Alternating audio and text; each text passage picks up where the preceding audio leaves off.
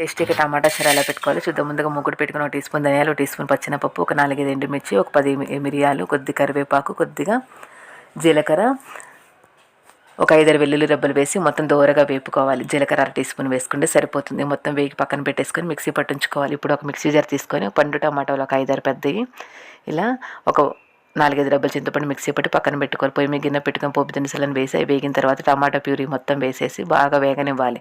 ఇది వేగేటప్పుడు ఒక 10 కరివేపాకు ఆకులు, 4-5 పచ్చిమిర్చి చీలికలు వేసి కొద్దిలాడేలా ఉడకనివ్వాలి.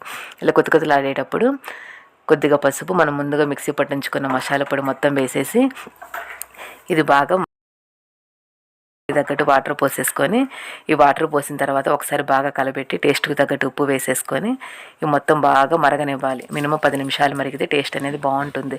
ఇప్పుడు బాగా మరిగిన తర్వాత కొత్తిమీర చల్లుకొని గార్నిష్ చేసుకోండి. ఎంతో టేస్టీగా ఉండి టమాటా చారు రెడీ అయిపోయినట్టు. నా వీడియో మీకు నచ్చితే లైక్ చేయండి, షేర్ చేయండి, సబ్స్క్రైబ్